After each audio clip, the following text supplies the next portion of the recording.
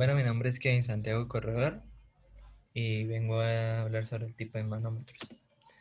Para empezar el tema vamos a definir qué es un manómetro. Un manómetro es un instrumento de medición que permite conocer la presión manométrica de un fluido que se encuentra encerrado en un recipiente, ya sea sólido o líquido. ¿Cómo funciona un manómetro?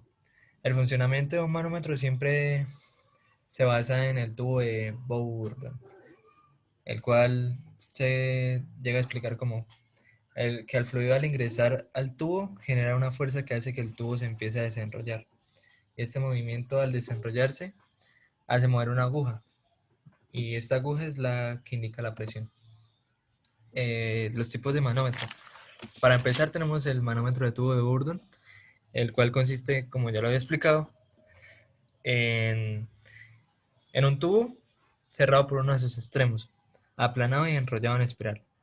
El otro extremo del tubo se conecta al recipiente del fluido al que se quiere medir la presión. Entonces, se hace pasar el fluido por el tubo, el que hará que se vaya desenrollando. Y con este movimiento se mueve la aguja, la cual es la que marcará la presión del fluido. Pasemos a otro tipo de manómetro, que es el manómetro de dos ramas abiertas o de vidrio en U. Este manómetro consiste en un tubo de vidrio en forma de U que contiene un líquido, donde una de las ramas está abierta en la atmósfera y la otra está conectada al recipiente que contiene el fluido al que se le quiere medir la presión, como vemos en la imagen.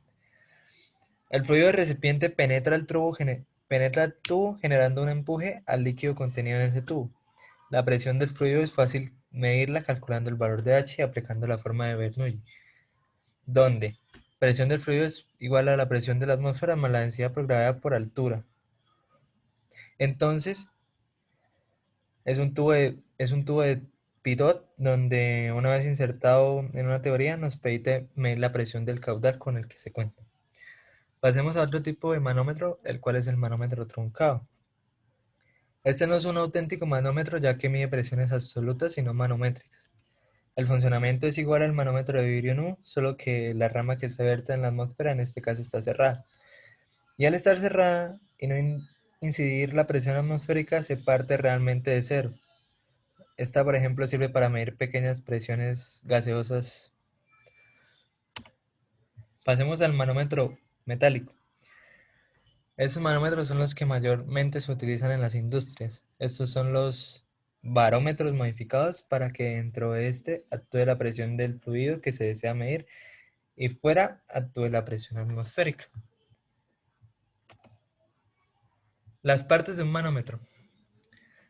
Bueno, entre las partes de un manómetro tenemos el muelle tubular, que es el tubo enrollado por donde pasa el fluido.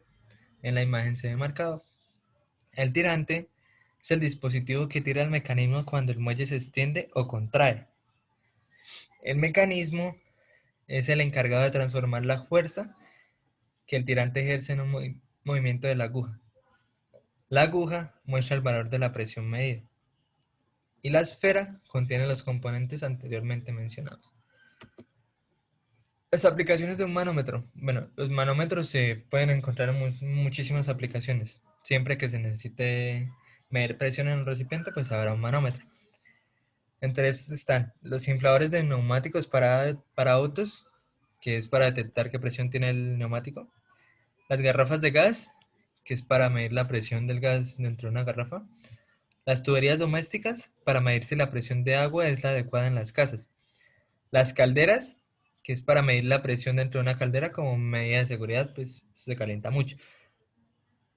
Las aplicaciones industriales para medir la presión de fluidos en procesos de producción donde conocer la presión del fluido es crítico.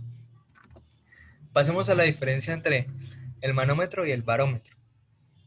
La diferencia básica radica en que un manómetro mide la presión en recipientes cerrados, mientras que por el otro lado un barómetro mide la presión atmosféricas o en recipiente abiertos. Ahora, la diferencia entre un manómetro y un vacuómetro es, eh, o sea, no es su funcionamiento, sino el rango de la medición.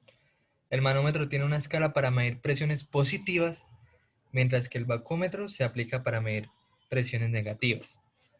Y más que todo, esta es la explicación de las diapositivas y pues muchas gracias por su atención, profesor.